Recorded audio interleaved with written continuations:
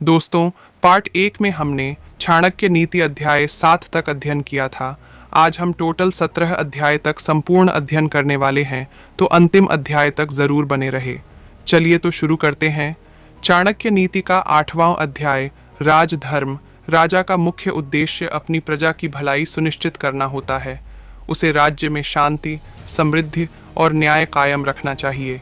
राजा को अपनी शक्ति का उपयोग व्यक्तिगत लाभ के लिए नहीं, बल्कि राज्य के समग्र विकास के लिए करना चाहिए। राजा को हमेशा सत्य और न्याय का पालन करना चाहिए। उसके निर्णय निष्पक्ष और ईमानदार होने चाहिए। न्याय के बिना किसी भी राज्य की सफलता असंभव है। जो राजा न्याय का उल्लंघन करता है, वह अंततः अपनी प्रजा का विश्वास खो देता है। प्रजा का पालन और देखभाल राजा को अपनी प्रजा की देखभाल करनी चाहिए। उसे यह सुनिश्चित करना चाहिए कि उसके राज्य में कोई भूखा या पीड़ित न हो। राजा को अपनी प्रजा के सुख और दुख दोनों को समझना चाहिए। उसे अपनी प्रजा के साथ एक सच्चे संरक्षक की तरह व्यवहार करना चाहिए। अगला है धन की वसूली। राजा को कर वसूलते समय यह ध्यान रखना चाहिए कि वह प्रजा पर अत्याचार न करे। कर प्रणाली सरल और उचित होनी चाहिए। राज्य के राजस्व का इस्तेमाल जनता की भलाई और राज्य की प्रगति के लिए होना चाहिए। राजा का नेतृत्व। राजा को अपने शासन में विवेकपूर्ण निर्णय लेने चाहिए। उसे अपने राज्य के प्रत्येक निर्णय में धैर्य और विचारशीलता दिखानी चाहिए। राजा को अपनी भावनाओं को नियंत्रित रखना चाहिए और किसी भी परिस्थिति में अविचारपूर्ण निर्णय नहीं लेना चाहिए। अत्याचार से बचना। राजा को कभी भी अपने अधिकार का दुरुपयोग नहीं करना चाहिए। वह अपनी शक्ति का उपयोग केवल राज्य के हित में करना चाहिए। किसी भी प्रजा के साथ अत्याचार या अन्याय नहीं होना चाहिए, क्योंकि यह राज्य की शांति और विकास में रुकावट उत्पन्न कर सकता है। राजा के आचार और व्यवहार। राजा को अपने आचार और व्यवहार में उच्च नैतिक मानकों का पालन करना चाहिए। उसे शिष्टाचार, सौम्यता और विनम्रता दिखानी चाहिए। राजा का आचरण उसके व्यक्तित्व का दर्पण होता है और उसकी भूमिका अन्य लोगों के लिए आदर्श होनी चाहिए। चाणक्य के अनुसार राजा को अपने राज्य के संचालन में ईश्वर का ध्यान और आशीर्वाद भी प्राप्त करना चाहिए। राजा को धार्मिक कर्तव्यों का पालन करना चाहिए ताकि वह प्रजा के लिए एक आदर्श बन सके। राजनीति और युद्ध। राजा को राजनीति के जटिल पहलुओं को समझना चाहिए। उसे सही समय पर सही निर्णय लेने के लिए एक कुशल रणनीतिकार होना चाहिए। किसी भी शत्रु से निपटने के लिए राजा को अपने राजनीतिक और सैन्य तंत्र का सही उपयोग करना चाहिए। यदि युद्ध की आवश्यकता हो तो राजा को एक सक्षम सेनापति और सशक्त सेना का निर्माण करना चाहिए। राजा को यह समझना चाहिए कि युद्ध हमेशा अंतिम विकल्प होना चाहिए और इसे केवल शांति की रक्षा के लिए ही अपनाया जाना चाहिए। राजा के लिए विशेष सलाह। चाणक्य ने यह भी बताया कि राजा का व्यक्तित्व उसकी शासन क्षमता पर प्रभाव डालता है। वह जितना महान और उदार होगा, उतनी ही अधिक उसकी प्रजा की भलाई होगी। राजा को अपनी नीतियों और कार्यों में विवेकपूर्ण होना चाहिए। उसे हर स्थिति में सही निर्णय लेने की क्षमता विकसित करनी चाहिए। राजा को कड़ी मेहनत और समर्पण के साथ अपने कर्तव्यों को निभाना चाहिए। राजधर्म का पालन करना। राजा को राज्य के विभिन्न हिस्सों में निगरानी रखने के लिए अच्छे अधिकारियों को नियुक्त करना चाहिए। उसे अपने दरबार में ईमानदार और कुशल व्यक्तियों का चयन करना चाहिए ताकि प्रशासन की गुणवत्ता बनी रहे। अंतिम है राज्य के प्रति जिम्मेदारी। चाणक्य ने यह भी कहा है कि राजा को अपनी जिम्मेदारी का एहसास हमेशा रहना चाहिए। उसे यह याद रखना चाहिए कि वह अपनी प्रजा के लिए काम करता है, न कि अपनी व्यक्तिगत इच्छाओं के लिए। दोस्तों, चाणक्य नीति के 8वें अध्याय में चाणक्य ने यह स्पष्ट किया है कि राजा का कार्य सिर्फ सत्ता चलाना नहीं है, बल्कि वह प्रजा की देखभाल और उनके कल्याण का भी जिम्मेदार होता है। एक राजा को अपने राज्य के प्रति अपनी जिम्मेदारी को समझना चाहिए और उसे निस्वार्थ भाव से निभाना चाहिए। चाणक्य ने राजा को न्याय, सत्य, विवेक और नीति का पालन करने की सलाह दी है, ताकि वह अपने राज्य का सही तरीके से संचालन कर सके और प्रजा का विश्वास अर्जित कर सके। चाणक्य नीति 9वां अध्याय समर्पण और कर्तव्य। इसमें चाणक्य ने जीवन में कर्तव्यों का पालन करने और समर्पण की आवश्यकता पर गहरी चर्चा की है। चाणक्य का विश्वास था कि किसी भी कार्य को सफल बनाने के लिए ईमानदारी, समर्पण और कर्तव्य के प्रति प्रतिबद्धता आवश्यक है। इस अध्याय में उन्होंने यह समझाया कि किस प्रकार एक व्यक्ति को अपने कर्तव्यों को निभाते हुए अपने लक्ष्यों को प्राप्त करना चाहिए। चाणक्य के अनुसार समर्पण का अर्थ है किसी भी कार्य को पूरी निष्ठा और ईमानदारी के साथ करना। बिना समर्पण के कोई भी कार्य सफल नहीं हो सकता। व्यक्ति को अपनी जिम्मेदारियों को आत्मसात कर पूर्ण समर्पण से निभाना चाहिए। इस अध्याय में चाणक्य कहते हैं कि जो व्यक्ति अपने काम के प्रति समर्पित और निष्ठावान होता है वह किसी भी कार्य में सफल हो सकता है, क्योंकि समर्पण से ही सफलता प्राप्त होती है। कर्तव्य का पालन। चाणक्य ने कर्तव्य का पालन करने को अत्यंत महत्वपूर्ण बताया। उनके अनुसार व्यक्ति को अपनी स्थिति, पद और समाज के प्रति कर्तव्यों को ईमानदारी से निभाना चाहिए। किसी भी कार्य को करने से पहले यह सुनिश्चित करना चाहिए कि वह कार्य सही है और समाज की भलाई में है। चाणक्य का यह भी मानना था कि कर्तव्य का पालन करते समय आलोचना, आक्षेप और आलोचना की चिंता नहीं करनी चाहिए, क्योंकि व्यक्ति को अपने कर्मों पर विश्वास होना चाहिए। कर्मों का प्रभाव और उनका परिणाम। चाणक्य का कहना था कि कर्तव्य का पालन करने से व्यक्ति को अंततः सुख और शांति मिलती है, जबकि आलस्य और कर्तव्यहीनता केवल दुख और विनाश लाती है।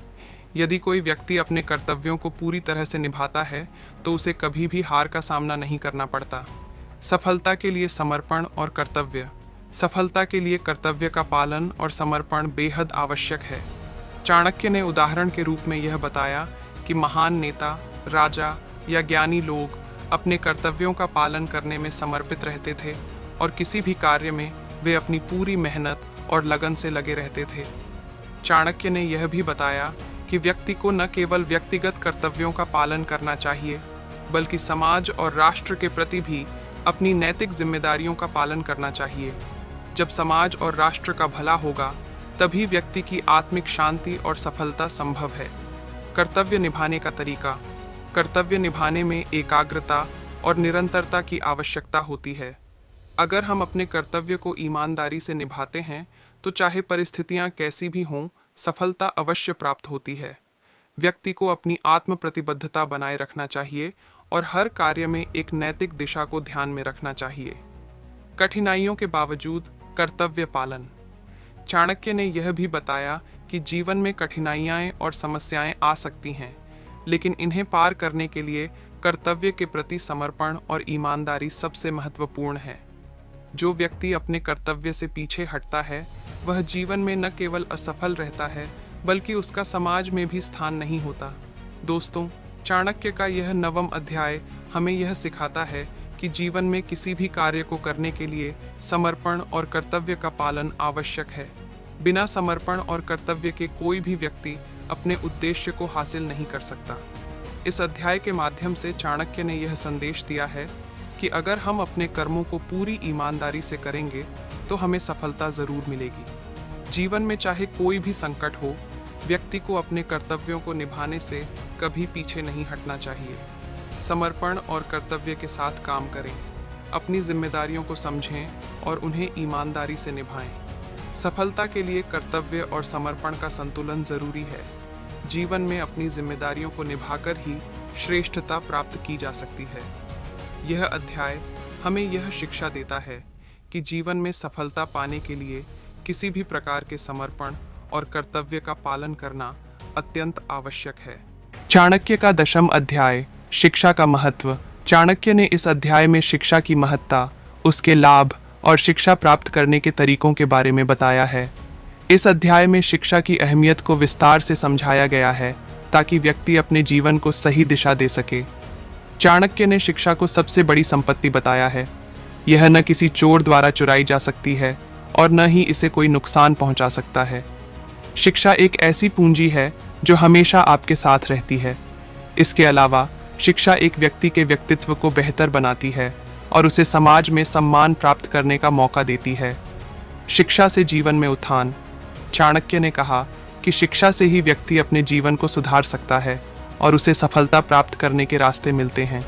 शिक्षा के बिना व्यक्ति अंधकार में रहता है। एक शिक्षित व्यक्ति ही समाज में सम्मान और प्रभाव प्राप्त करता है। शिक्षा के माध्यम से व्यक्ति अपने विचारों को समझ सकता है और दूसरों से सही तरीके से संवाद कर सकता है। चाणक्य ने शिक्षा को शक्ति के रूप में प्रस्तुत किया है। किसी भी व्यक्ति में यदि शिक्षा की शक्ति है तो वह किसी भी कठिनाई का सामना कर सकता है और उसे अपने पक्ष में मोड़ सकता है। यह शक्ति व्यक्ति को आत्मनिर्भर बनाने में मदद करती है, जिससे उसे किसी पर निर्भर रहने की आवश्यकता नहीं होती। शिक्षा का सबसे अच्छा रूप। चाणक्य ने शिक्षा के बारे में यह भी कहा कि सबसे उत्तम शिक्षा वह है जो किसी को जीवन में सही मार्ग पर चलने के लिए प्रेरित करे। सिर्फ किताबों तक सीमित शिक्षा से अधिक महत्वपूर्ण है वह शिक्षा जो जीवन के कठिन संघर्षों से उबारने में सहायक हो। शिक्षा से आत्मसम्मान मिलता है। शिक्षा व्यक्ति को न केवल बाहरी रूप से बल्कि आंतरिक रूप से भी मजबूत बनाती है। एक शिक्षित व्यक्ति का आत्मसम्मान उच्च होता है क्योंकि उसे अपने ज्ञान और समझ पर गर्व होता है। शिक्षा से सर्वांगीण विकास। चाणक्य ने शिक्षा को केवल शैक्षिक ज्ञान तक सीमित नहीं रखा, बल्कि उसे जीवन के हर पहलू से जोड़ा। शिक्षा व्यक्ति के मानसिक, शारीरिक और भावनात्मक विकास में सहायक होती है। इसके माध्यम से व्यक्ति अपनी क्षमता का पूरा उपयोग कर सकता है। शिक्षा से प्राप्त होने वाले लाभ। शिक्षा से न केवल अच्छे कार्यकुशलता मिलती है, बल्कि इससे व्यक्ति का दायित्व बोध और समाज के प्रति उसकी जिम्मेदारी भी बढ़ती है। इससे समाज में सकारात्मक बदलाव लाने की क्षमता पैदा होती है। चाणक्य ने यह भी बताया कि शिक्षा व्यक्ति के जीवन में दिशा और उद्देश्य प्रदान करती है। बिना शिक्षा के व्यक्ति की सोच और कार्यकुशलता सीमित रहती है, जिससे जीवन में सही दिशा में प्रगति नहीं हो पाती। चाणक्य का शिक्षा के प्रति दृष्टिकोण। चाणक्य के अनुसार शिक्षा ही वह तत्व है जो समाज और राष्ट्र के लिए बुनियादी रूप से आवश्यक है। एक शिक्षित व्यक्ति न केवल अपने जीवन में सफलता प्राप्त करता है, बल्कि वह समाज को भी सही दिशा में आगे बढ़ने के लिए प्रेरित करता है। इसके अलावा चाणक्य ने शिक्षा के लिए समर्पण, कठिनाई का सामना करने की क्षमता और निरंतर प्रयासों की आवश्यकता को भी महत्वपूर्ण बताया है। शिक्षा का महत्व जीवन के हर क्षेत्र में है और वह व्यक्ति के विकास के लिए अपरिहार्य है। चाणक्य का 10वां अध्याय यह स्पष्ट करता है कि शिक्षा ही वह शक्ति है जो व्यक्ति को महान बनाती है। यह न केवल उसके व्यक्तिगत जीवन को बेहतर बनाती है, बल्कि समाज और राष्ट्र की प्रगति में भी योगदान करती है। शिक्षा प्राप्त करने के लिए निरंतर प्रयास, समर्पण और सही दिशा में काम करने की आवश्यकता है। चाणक्य का 11वां अध्याय मित्रता और सहयोग। इस अध्याय में चाणक्य ने मित्रता के महत्व, गुण और सहयोग के महत्व को स्पष्ट रूप से बताया है। इसके अनुसार मित्रता केवल स्वार्थपूर्ण या व्यक्तिगत लाभ के लिए नहीं होनी चाहिए, बल्कि यह एक गहरे और सच्चे संबंधों पर आधारित होनी चाहिए। मित्रता का महत्व। चाणक्य ने कहा है कि एक सच्चा मित्र जीवन में बहुत महत्वपूर्ण होता है। वह संकट में आपके साथ खड़ा रहता है और आपका साथ नहीं छोड़ता। एक अच्छा मित्र किसी भी स्थिति में आपके लिए मददगार हो सकता है। मित्र का चयन। चाणक्य ने यह भी बताया है कि मित्र का चयन बहुत सोच समझकर करना चाहिए। हमें ऐसे व्यक्ति से मित्रता करनी चाहिए जो ईमानदार, दयालु और सहायक हो। झूठे और धोखेबाज व्यक्तियों से मित्रता करने से बचना चाहिए। सहयोग का महत्व। चाणक्य ने यह भी कहा है कि जब लोग एक दूसरे के साथ मिलकर काम करते हैं तो बड़े कार्य को भी पूरा किया जा सकता है। सहयोग से हम किसी भी कठिन कार्य को हल करने में सफल हो सकते हैं, क्योंकि एक दूसरे की सहायता से काम की गति बढ़ती है और समस्याओं का समाधान भी आसान हो जाता है। सच्ची मित्रता। चाणक्य के अनुसार सच्ची मित्रता वह है जो कठिन समय में भी नहीं टूटती। ऐसे दोस्त जो केवल सुख में साथ रहते हैं, उनका साथ मुश्किल में काम नहीं आता। असली मित्र वह होते हैं जो संकट के समय भी साथ खड़े रहते हैं। मित्र की परख। चाणक्य ने यह भी कहा कि मित्रता का सही मूल्य तभी पता चलता है जब हमें किसी कठिनाई का सामना करना पड़ता है।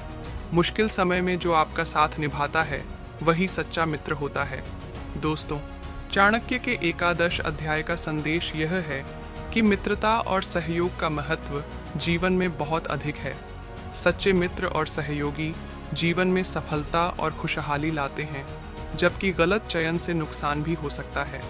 चलिए दोस्तों, जानते चाणक्य नीति का 12वां अध्याय स्वयं की पहचान। स्वयं की पहचान, सेल्फ आइडेंटिटी। चाणक्य के अनुसार व्यक्ति की असली पहचान उसके कार्यों, आचरण और नीतियों से होती है। किसी व्यक्ति को उसके बाहरी रूप या उसकी जन्मभूमि से नहीं पहचानना चाहिए। असल पहचान उसके चरित्र, उसके आचरण, उसकी सोच और उसके कर्मों से बनती है। यही कारण है कि एक व्यक्ति को अपनी पहचान बनाने के लिए अपने गुण, दोष, आचार, विचार और कार्यों का विश्लेषण करना चाहिए। आत्मज्ञान, सेल्फ अवेयरनेस।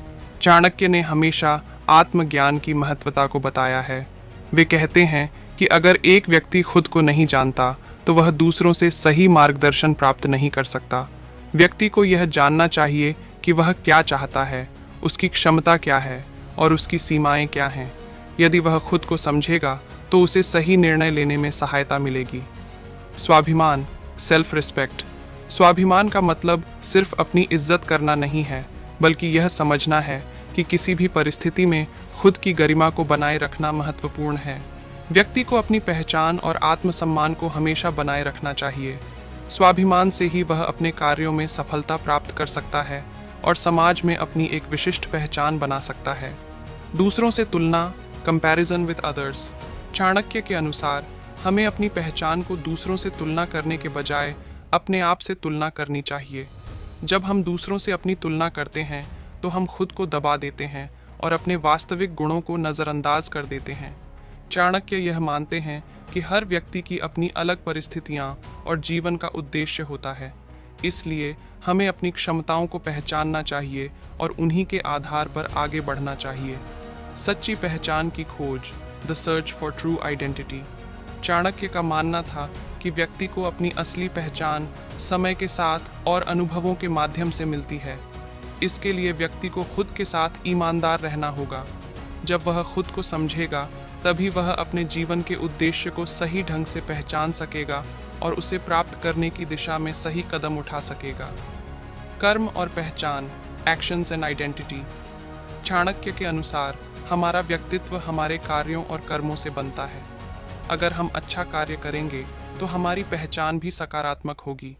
यही नहीं, व्यक्ति को यह समझना चाहिए कि किसी भी स्थिति में अपने कर्मों को अच्छे तरीके से निभाना चाहिए, क्योंकि वही हमें वास्तविक पहचान दिलाते हैं। समाज में स्थान, प्लेस इन सोसाइटी।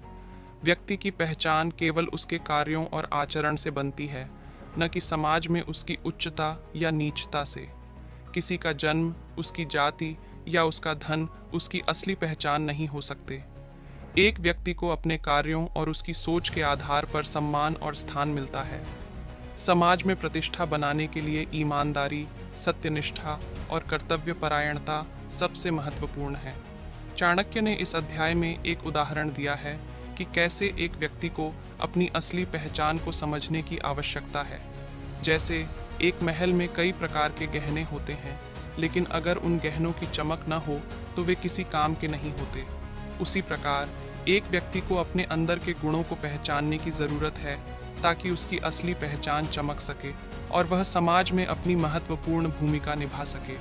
चाणक्य का द्वादश अध्याय 1 गहरी जीवन नीति का प्रतीक है, जिसमें व्यक्ति को अपनी पहचान और आत्मज्ञान की खोज करने की प्रेरणा दी गई है। आत्म जागरूकता, आत्मसम्मान और अपने कर्मों से अपनी पहचान बनाना ही असली सफलता की कुंजी है। चाणक्य यह संदेश देते हैं कि यदि व्यक्ति खुद को समझे और अपने गुणों का सही उपयोग करे तो वह अपने जीवन में अपार सफलता प्राप्त कर सकता है और समाज में अपना विशिष्ट स्थान बना सकता है। चाणक्य नीति का 13वां अध्याय राज्य का प्रबंधन। सबसे पहला है शासन की व्यवस्था, गवर्नेंस स्ट्रक्चर। चाणक्य के अनुसार एक राज्य का प्रबंधन सही तरीके से करने के लिए उसे एक अच्छी और सशक्त शासन व्यवस्था की आवश्यकता होती है। इस व्यवस्था में सभी कार्यों का सही तरीके से वितरण किया जाना चाहिए। हर व्यक्ति को अपनी जिम्मेदारी के बारे में स्पष्ट रूप से बताया जाना चाहिए और उन्हें अपने कार्यों को ईमानदारी से निभाने के लिए प्रेरित किया जाना चाहिए। शासक का कर्तव्य, ड्यूटीज ऑफ द रूलर। एक शासक का सबसे बड़ा कर्तव्य अपने राज्य की प्रगति और कल्याण को सुनिश्चित करना है। चाणक्य का कहना है कि शासक को अपने राज्य के प्रत्येक नागरिक के भले के लिए काम करना चाहिए। शासक को न केवल अपने व्यक्तिगत लाभ के लिए काम नहीं करना चाहिए, बल्कि उसे राज्य के सभी वर्गों की भलाई की चिंता करनी चाहिए। इसके अलावा शासक को अपनी प्रशासनिक शक्तियों का दुरुपयोग नहीं करना चाहिए। न्याय का महत्व, इम्पोर्टेंस ऑफ जस्टिस। चाणक्य के अनुसार राज्य का प्रबंधन तभी सफल होता है जब न्याय का पालन सख्ती से किया जाए। न्याय का उल्लंघन किसी भी राज्य के लिए घातक साबित हो सकता है। शासक को यह सुनिश्चित करना चाहिए कि उसके राज्य में कोई भी व्यक्ति न्याय से वंचित न हो और हर किसी को समान अधिकार मिले। शासन के मंत्री और उनके कार्य, ministers and their roles. Chanakya ने मंत्रियों को राज्य की रीढ़ बताया है। एक राज्य के मंत्री शासक के सबसे विश्वास पात्र सहयोगी होते हैं, जिनका कर्तव्य है शासक की नीतियों को लागू करना, राज्य के प्रशासन को सुव्यवस्थित रखना और शासन में सुधार की दिशा में काम करना। मंत्री अपनी नीतियों में ईमानदार और सक्षम होने चाहिए। सैन्य और सुरक्षा, मिलिट्री एंड सिक्योरिटी। चाणक्य के अनुसार राज्य की सुरक्षा सर्वोपरि है। एक राज्य को बाहरी आक्रमण से बचाने के लिए एक मजबूत सैन्य बल होना चाहिए। सैन्य के कर्तव्यों में केवल युद्ध में भाग लेना नहीं, बल्कि राज्य के भीतर शांति और व्यवस्था बनाए रखना भी शामिल है। एक सक्षम सेनापति और सैन्य रणनीति राज्य के लिए आवश्यक हैं। आर्थिक प्रबंधन, इकोनॉमिक मैनेजमेंट। चाणक्य ने राज्य के आर्थिक प्रबंधन को महत्वपूर्ण माना है। राज्य की आय और व्यय का सही हिसाब रखना, करों का उचित संग्रहण और जन कल्याण के लिए आर्थिक संसाधनों का सही उपयोग करना राज्य की समृद्धि के लिए आवश्यक है। चाणक्य के अनुसार राज्य का खजाना भरा होना चाहिए ताकि किसी भी आपातकालीन स्थिति का सामना किया जा सके। जनता की भलाई, वेलफेयर ऑफ द पीपल। राज्य का प्रबंधन केवल शासक और उसके मंत्रियों तक सीमित नहीं होना चाहिए, बल्कि नागरिकों की भलाई पर भी ध्यान दिया जाना चाहिए। चाणक्य का कहना था कि एक अच्छा शासक अपनी जनता के सुख और दुख का ख्याल रखता है। यदि नागरिक खुश और संतुष्ट होते हैं तो राज्य का प्रबंधन सफल होता है। संवेदनशीलता और समझदारी, सेंसिटिविटी एंड प्रूडेंस। एक शासक को अपने राज्य के हर व्यक्ति की संवेदनाओं और आवश्यकताओं को समझने की क्षमता होनी चाहिए। उसे न केवल बुद्धिमान बल्कि संवेदनशील भी होना चाहिए, ताकि वह जनता की समस्याओं का समाधान कर सके और उनके विश्वास को बनाए रख सके। धैर्य और कड़ी मेहनत, patience and hard work. Chanakya के अनुसार राज्य का प्रबंधन कोई आसान काम नहीं है। इसके लिए धैर्य, कड़ी मेहनत और समर्पण की आवश्यकता होती है। शासक को हर कठिनाई का सामना करना और अपने उद्देश्य के प्रति सच्चे बने रहना चाहिए। बिना कठिन मेहनत के राज्य की समृद्धि संभव नहीं हो सकती। अंतिम निर्णय, फाइनल डिसीजन। चाणक्य का मानना था कि राज्य के मामलों में अंतिम निर्णय शासक का होना चाहिए। शासक को अपने मंत्रियों की सलाह लेने के बाद भी खुद निर्णय लेने की शक्ति रखनी चाहिए, क्योंकि उसे अपने राज्य की जिम्मेदारी पूरी तरह से निभानी होती है। राज्य की शक्ति केवल आंतरिक व्यवस्था से नहीं, बल्कि उसकी एकता और उसकी समृद्धि से भी आती है। चाणक्य के अनुसार राज्य की सफलता न केवल उसकी सैन्य शक्ति या प्रशासनिक तंत्र पर निर्भर करती है, बल्कि जनता की भलाई और राज्य के आंतरिक सुख शांति पर भी निर्भर करती है। यदि कोई शासक अपने राज्य का समुचित प्रबंधन करता है तो उसके राज्य की शक्ति का कोई मुकाबला नहीं कर सकता। चाणक्य मानते थे कि एक सक्षम शासक ही राज्य को समृद्ध बना सकता है। केवल शासक के अच्छे गुण और नीति ही राज्य की सफलता को सुनिश्चित कर सकते हैं। चाणक्य का त्रयोदश अध्याय राज्य के प्रबंधन और शासक के कर्तव्यों पर जोर देता है। इस अध्याय में चाणक्य ने बताया कि एक शासक को अपनी जिम्मेदारी का निर्वहन सही तरीके से करना चाहिए और राज्य की भलाई के लिए प्रत्येक कदम उठाना चाहिए। कुशल नेतृत्व, अच्छे प्रशासन और जन कल्याण की दिशा में सही नीतियां राज्य की सफलता की कुंजी है।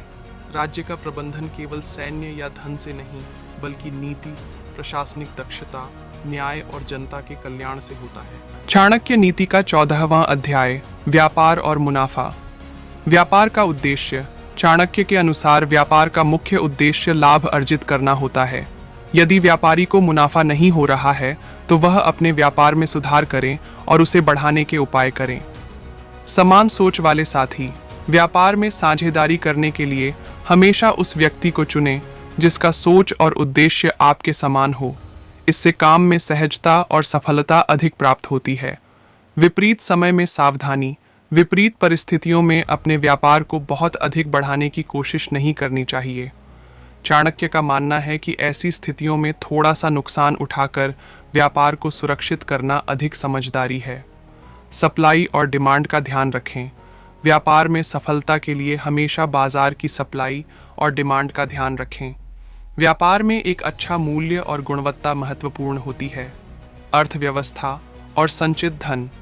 व्यापार से अर्जित मुनाफे को सही तरीके से संचित करना चाहिए ताकि वह आपके भविष्य में काम आए। चाणक्य का कहना है कि अपनी संपत्ति को सुरक्षित रखना और समय समय पर उसका उपयोग करना अत्यंत महत्वपूर्ण है। व्यापार में संघर्ष और बलिदान। व्यापार में सफलता पाने के लिए कई बार संघर्ष और बलिदान की आवश्यकता होती है।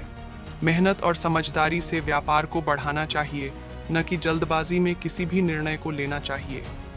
चाणक्य नीति का यह अध्याय व्यापारियों और व्यापार में रुचि रखने वाले व्यक्तियों के लिए मार्गदर्शन प्रदान करता है ताकि वे अपने व्यापार को सही दिशा में बढ़ा सकें और सफल हो सकें। चाणक्य नीति का 15वां अध्याय वीरता और साहस। दोस्तों, इस अध्याय विशेष रूप से वीरता और साहस पर केंद्रित है, जो व्यक्ति के चरित्र और जीवन में सफलता पाने के लिए अत्यधिक महत्वपूर्ण है। इस अध्याय में चाणक्य ने वीरता और साहस के असली रूप, उनकी परिभाषा और उनके महत्व को समझाया है। उनका मानना था कि जीवन में सफलता पाने के लिए केवल शारीरिक बल ही नहीं, बल्कि मानसिक साहस और विवेक की भी आवश्यकता होती है। वीरता का सही अर्थ। चाणक्य ने वीरता को केवल युद्ध या शारीरिक शक्ति से नहीं जोड़ा, बल्कि उन्होंने इसे मानसिक ताकत और साहस से भी जोड़ा। वीर वह नहीं है जो सिर्फ युद्ध में भाग लेता है, बल्कि वीर वह है जो किसी भी परिस्थिति में सही निर्णय ले सकता है, अपनी कमजोरी को पार कर सकता है और धर्म के मार्ग पर चलता है। उनके अनुसार वीरता वह है जो कठिन परिस्थितियों में भी व्यक्ति को आत्मविश्वास और साहस से भर देती है। साहस का महत्व। साहस की परिभाषा केवल शारीरिक संघर्ष से नहीं है, बल्कि यह मानसिक स्थिति को दर्शाता है। एक व्यक्ति को साहस चाहिए ताकि वह अपने डर और कठिनाइयों का सामना कर सके। साहस और आत्मविश्वास के बिना व्यक्ति किसी भी कार्य में सफलता प्राप्त नहीं कर सकता। चाणक्य के अनुसार साहस से ही मनुष्य बड़े कार्य करने के लिए प्रेरित होता है। साहस का वास्तविक रूप। चाणक्य ने यह भी कहा कि केवल बाहरी परिस्थितियां और शारीरिक बल वीरता को परिभाषित नहीं करते। एक व्यक्ति का साहस उसकी मानसिक दृढ़ता, धैर्य और आत्मविश्वास में निहित होता है। संकटों और चुनौतियों का सामना करने की शक्ति ही असली वीरता है। उनके अनुसार साहस वह है जो इंसान को मुश्किल हालात में भी अपने लक्ष्य को प्राप्त करने की ताकत देता है। मानसिक साहस। चाणक्य का मानना था कि वीरता केवल शारीरिक बल से नहीं आती, बल्कि मानसिक साहस से आती है। युद्ध में शारीरिक बल तो महत्वपूर्ण है ही, लेकिन मानसिक बल और मानसिक साहस भी उतने ही महत्वपूर्ण हैं। मानसिक साहस के बिना कोई भी व्यक्ति बड़े कार्य नहीं कर सकता। जो अपने मन और विचारों पर काबू पाता है, वही असली वीर होता है। वीरता के साथ विवेक की आवश्यकता। चाणक्य ने यह भी बताया कि वीरता और साहस के साथ विवेक का होना जरूरी है। बिना विवेक के वीरता केवल अविचारपूर्ण कृत्य में बदल सकती है, जो न केवल व्यक्ति को नुकसान पहुंचाता है, बल्कि समाज के लिए भी हानिकारक हो सकता है। वीरता का सही उपयोग विवेक और बुद्धिमत्ता के साथ होना चाहिए। साहस से सफलता का मार्ग। चाणक्य के अनुसार कोई भी बड़ा कार्य केवल साहस से पूरा नहीं होता, बल्कि उस साहस को सही दिशा में लगाना आवश्यक है। साहस, आत्मविश्वास और विवेक का मेल ही व्यक्ति को सफलता की ओर ले जाता है। वह व्यक्ति सफल होता है जो साहस के साथ साथ सही मार्ग का चयन करता है। साहस और धैर्य का संबंध। चाणक्य ने यह भी कहा कि साहस और धैर्य हमेशा एक साथ होते हैं। साहस के साथ साथ धैर्य रखने से किसी भी संघर्ष को सुलझाने में मदद मिलती है। संघर्ष और समस्याओं का सामना करते वक्त अगर व्यक्ति के पास साहस और धैर्य दोनों हों, तो वह सफलता प्राप्त कर सकता है। साहस के साथ धैर्य भी आवश्यक है, क्योंकि बिना धैर्य के कोई भी कार्य अधूरा रह सकता है। दूसरों से तुलना न करना। चाणक्य ने यह भी कहा कि वीरता को किसी अन्य व्यक्ति से तुलना करके नहीं समझा जा सकता। प्रत्येक व्यक्ति का साहस और वीरता का स्तर अलग होता है। वीरता का मूल्यांकन केवल व्यक्ति की परिस्थितियों और उसकी मानसिक स्थिति के आधार पर करना चाहिए। हर व्यक्ति का साहस और वीरता अलग अलग होती है, इसलिए हमें दूसरों से तुलना नहीं करनी चाहिए। किसी कार्य को करने का साहस। चाणक्य ने यह भी कहा कि व्यक्ति को अपने कार्य को करने का साहस होना चाहिए। यदि कोई कार्य सही है तो उसे करने का साहस रखें, क्योंकि डर और संकोच सफलता की राह में रुकावट डालते हैं। साहस के बिना कोई कार्य पूरा नहीं हो सकता, इसलिए हर कार्य को साहस से करना चाहिए। दोस्तों, चाणक्य नीति के 15वें अध्याय से यह स्पष्ट होता है कि वीरता और साहस का वास्तविक रूप शारीरिक बल से नहीं, बल्कि मानसिक ताकत, आत्मविश्वास, विवेक, धैर्य और सही मार्गदर्शन से होता है। जीवन में सफलता प्राप्त करने के लिए व्यक्ति को साहस से न केवल अपनी कमजोरियों और समस्याओं का सामना करना चाहिए, बल्कि विवेक और बुद्धिमत्ता के साथ उसे सही दिशा में उपयोग करना चाहिए। इस अध्याय से हम यह सीख सकते हैं कि सही साहस और आत्मविश्वास से ही हम जीवन की कठिनाइयों का सामना कर सकते हैं और सफलता प्राप्त कर सकते हैं। चाणक्य नीति का 16वां अध्याय, मोक्ष प्राप्ति। इस अध्याय में चाणक्य ने बताया है कि मोक्ष यानी आत्मा का परम शांति की प्राप्ति तभी संभव है जब व्यक्ति जीवन में कुछ विशेष आचार व्यवहार का पालन करता है, जिसने सबसे पहला सिद्धांत है कर्म का महत्व। चाणक्य के अनुसार मोक्ष प्राप्ति के लिए किसी व्यक्ति को अच्छे कर्म करने चाहिए। अच्छे कर्म ही आत्मा को शुद्ध करते हैं और उसे मोक्ष की ओर अग्रसर करते हैं। ज्ञान और वैराग्य। जीवन में ज्ञान और वैराग्य का होना जरूरी है।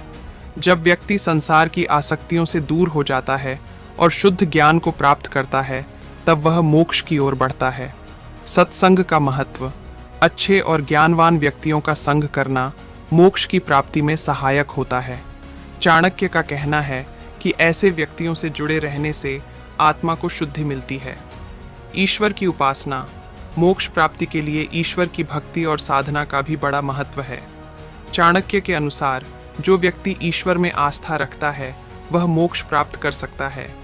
सत्य और अहिंसा। सत्य बोलना और अहिंसा का पालन करना मोक्ष की दिशा में महत्वपूर्ण कदम होते हैं। इन गुणों से आत्मा शुद्ध होती है और कर्मों का फल अच्छा होता है। दोस्तों, चाणक्य के इन सिद्धांतों का पालन करने से व्यक्ति अपनी आत्मा को शुद्ध कर सकता है और मोक्ष की प्राप्ति की ओर बढ़ सकता है। चलिए तो दोस्तों, अब हम चलते अंतिम अध्याय की ओर। चाणक्य नीति का 17वां अध्याय, आत्मज्ञान। ये अध्याय व्यक्ति के आत्मबोध, आत्मनिर्भरता और आत्मा के रहस्यों की समझ के बारे में है। इस अध्याय में चाणक्य ने आत्मज्ञान की महत्ता, इसके लाभ और इसके द्वारा जीवन को सही दिशा में कैसे मार्गदर्शन किया जा सकता है, इस पर गहरी चर्चा की है। आत्मज्ञान का अर्थ सिर्फ अपने बारे में जानकारी होना नहीं है, बल्कि यह एक गहन आत्मबोध है जिसमें व्यक्ति अपनी असली प्रकृति और उद्देश्य को पहचानता है। आध्यात्मिक और मानसिक उन्नति में आत्मज्ञान का महत्व। आत्मज्ञान से आत्मविश्वास बढ़ता है। चाणक्य ने कहा है कि आत्मज्ञान व्यक्ति को अपने लक्ष्य और उद्देश्य की पहचान कराता है। जब व्यक्ति अपनी शक्तियों और कमजोरियों को पहचानता है तो वह अधिक आत्मविश्वासी बनता है। यह आत्मविश्वास उसे जीवन की कठिनाइयों का सामना करने के लिए मानसिक रूप से तैयार करता है। आत्मज्ञान से दुखों का निवारण। चाणक्य के अनुसार आत्मज्ञान के बिना व्यक्ति हमेशा भ्रमित और दुखी रहता है। जो व्यक्ति अपने अंदर छिपे हुए गुण और दोषों को पहचानता है, वह हर परिस्थिति में संतुलित रहता है और मानसिक शांति प्राप्त करता है। आत्मनियंत्रण की आवश्यकता। चाणक्य का मानना था कि आत्मज्ञान के बिना व्यक्ति अपनी इच्छाओं और भावनाओं पर नियंत्रण नहीं रख सकता। वह अपनी इच्छाओं का गुलाम बन जाता है। आत्मज्ञान व्यक्ति को अपनी इच्छाओं पर नियंत्रण रखने की शक्ति प्रदान करता है, जिससे वह अपने लक्ष्य की ओर बिना किसी विघ्न के बढ़ सकता है। व्यक्तिगत विकास में योगदान। आत्मज्ञान से व्यक्ति न केवल अपने भीतर की अच्छाइयों और बुराइयों को समझता है, बल्कि वह सामाजिक और मानसिक विकास की दिशा में भी आगे बढ़ता है। यह उसे जीवन के उतार चढ़ाव का सही ढंग से सामना करने में सक्षम बनाता है। जो व्यक्ति आत्मज्ञान प्राप्त करता है, वही सत्य और सद्गुण की दिशा में अग्रसर होता है। चाणक्य ने बताया कि जीवन का सही मार्ग केवल आत्मज्ञान से ही मिल सकता है, क्योंकि यह व्यक्ति को उसके कर्तव्यों और जिम्मेदारियों का बोध कराता है। जो व्यक्ति अपने मन, वचन और क्रिया में सामंजस्य बैठा लेता है, वही आत्मज्ञान प्राप्त करता है। इसका मतलब यह है कि व्यक्ति को अपनी मानसिक स्थिति, उसकी बातें और कार्यों के बीच सामंजस्य स्थापित करना होता है। जब यह सामंजस्य होता है, तभी वह आत्मज्ञान की ओर बढ़ता है। आत्मज्ञान के द्वारा जीवन में सफलता। अपने गुणों और दोषों को समझना। चाणक्य के अनुसार आत्मज्ञान व्यक्ति को यह समझने में मदद करता है कि उसकी ताकत और कमजोरियां क्या हैं। वह अपनी क्षमताओं को सही दिशा में उपयोग करता है और अपनी कमजोरियों पर काम करता है। दूसरों से तुलना नहीं करनी चाहिए। चाणक्य ने यह भी कहा कि व्यक्ति को अपनी तुलना दूसरों से नहीं करनी चाहिए। हर व्यक्ति की अपनी विशेषताएं होती हैं और उसे अपनी क्षमता और लक्ष्यों पर ध्यान केंद्रित करना चाहिए। समय का सही उपयोग। चाणक्य के अनुसार आत्मज्ञान से व्यक्ति यह समझ पाता है कि उसका समय कितनी मूल्यवान चीज़ है। समय का सही उपयोग करने से व्यक्ति अपने लक्ष्य की दिशा में तेजी से बढ़ सकता है। कहते हैं कि जो व्यक्ति आत्मा और शरीर के भेद को समझता है वह न केवल दुनियावी सुखों से परे होता है बल्कि जीवन के वास्तविक उद्देश्य को जानता है। जो व्यक्ति अपने दिल की आवाज़ को समझता है और अपने विचारों को नियंत्रित करता है वह आत्मज्ञान प्राप्त करता है और जीवन में शांति पाता है। आत्मज्ञान से व्यक्ति को इस संसार का सही दृष्टिकोण मिलता है। वह न केवल बाहरी सुखों की तलाश करता है बल्कि उसे अपने भीतर की शांति और संतुलन का एहसास होता है। चाणक्य नीति का 17वां अध्याय। आत्मज्ञान जीवन को सही दिशा में आगे बढ़ाने के लिए अत्यंत महत्वपूर्ण है। चाणक्य ने इसे आत्मबोध, आत्मविश्वास, मानसिक शांति और जीवन की कठिनाइयों का सामना करने के उपाय के रूप में प्रस्तुत किया है। आत्मज्ञान से व्यक्ति अपने कर्तव्यों और लक्ष्यों के प्रति जागरूक होता है और जीवन के प्रत्येक क्षण का सही उपयोग करता है। यह अध्याय हमें यह सिखाता है कि अपने भीतर झांक कर, अपनी शक्तियों और कमजोरियों को समझकर हम न केवल अपने जीवन को सफल बना सकते हैं बल्कि समाज और मानवता की सेवा में भी योगदान दे सकते हैं। उम्मीद करता हूँ कि मेरे बताए चाणक्य नीति के संपूर्ण 17 अध्याय आपको पसंद आए होंगे। यदि आप अच्छा लगा हो तो एक कमेंट ज़रूर करें। इसी के साथ मैं दिलीप कुंपावत आप सभी से विदा लेता हूँ। जय हिंद, वंदे मातरम।